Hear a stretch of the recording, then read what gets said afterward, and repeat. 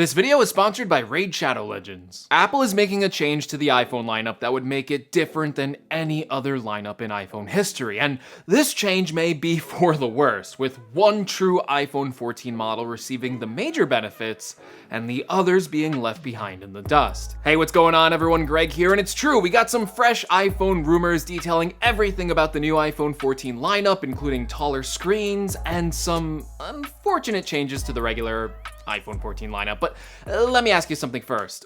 What are you going to use all that power in these new iPhones for? That's right, you're going to use them to game, and what better game is there than one with global PvP, massive PvE boss battles, and one that's packed with over 600 champion choices, including elves. Everyone loves elves, right? You know where this is going. I'm talking about Raid, and yes, Raid has elves. Two kinds of elves in Teleria. Elves tempted with art and philosophy by Sirith 700 years ago.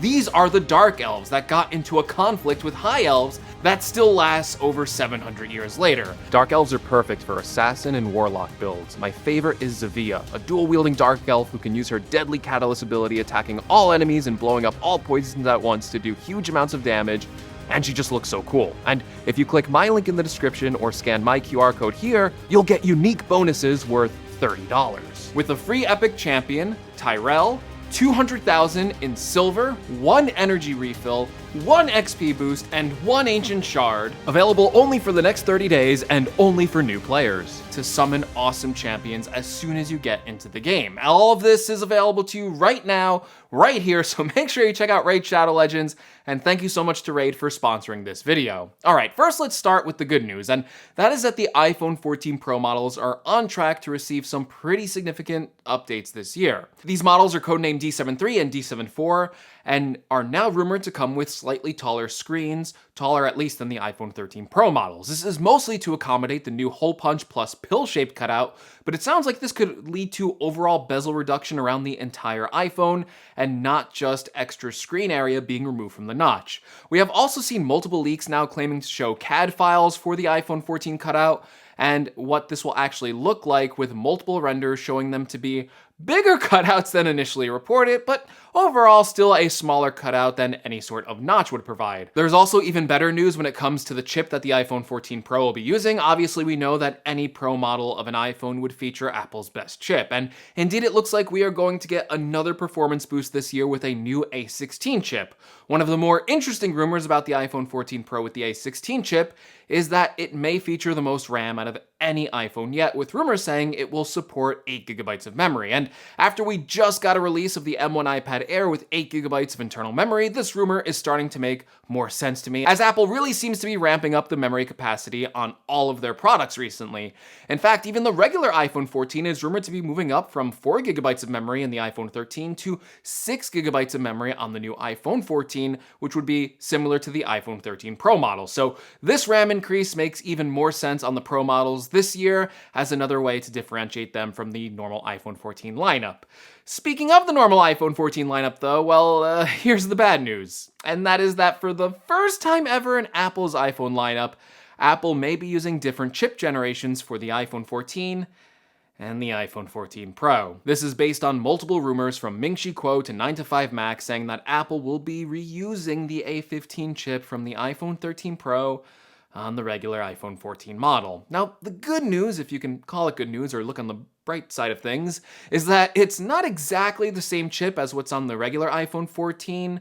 This would be the one with the extra GPU core enabled that is currently exclusive to the iPhone 13 Pro models. And like I said before, that chip does come with 6GB of memory, so that kinda checks out. So while we wouldn't be seeing CPU performance gains on the regular iPhone 14, we would be seeing more memory and a boost in GPU performance, and Apple may even do a bit of marketing rebranding with this A15 chip and call it the A15X chip to make it seem like the iPhone 14 is getting some sort of performance upgrade, rather than saying it just comes with the same A15 chip. Unfortunately, this rumor, it kind of sounds accurate to me, especially with all the shortages going on in the chip supply chain, and the fact that Apple decided to use an M1 chip in the iPad Air instead of using the A15 chip like they did with the iPad mini. To me, this signals that Apple is trying to make sure they have ample A15 chip supplies to keep producing not only the iPhone 13, but also this future iPhone 14 model as well. And this would really be the first time we have seen Apple put in a different numbered chip inside of the normal iPhone and their Pro iPhone. Even going back to the iPhone 10 and the iPhone 8, even though they had different designs, they both came with the same A11 chip. Or when Apple introduced the cheaper iPhone 10R to go along with the more premium iPhone 10s, but they still came with the same A12 chips. And so on, up until this point. And honestly, even though I get why Apple may be doing this strategy does seem weird to me. Apple prides themselves on putting in the latest chip, so much so, in fact, that they just updated their cheap $429 iPhone SE with the same flagship chip as the current iPhone 13. And one of the things I really liked about the current iPhone lineup is that you buy the phone you want and you don't really have to worry about the chip. The iPhone 13 comes with the A15 chip, the iPhone 13 Pro more or less comes with the same A15 chip, and it was the simplicity in that lineup that ensured that you're pretty much going to get the same exact experience or benefits whether you go for a normal or a Pro model when it comes to chip performance. Now, if this does happen, you'll have another thing to consider when opting for the Pro models, and that is better performance not only in memory, or maybe even an extra GPU, but literally a full chip generation ahead of what the normal iPhone model will offer. And those chips go beyond CPU and GPU now because Apple Silicon chips are usually tightly knitted together with new features that are directly tied to new iPhone models. Now, is that a big deal? I don't know. For years, I've heard and read that the chips are already powerful enough and we don't need big performance upgrades anymore. But I have to be honest, I will be a little upset if this is the path that Apple chooses, but be sure to let me know what you think about the iPhone 14 possibly using an A15 chip in the comments below.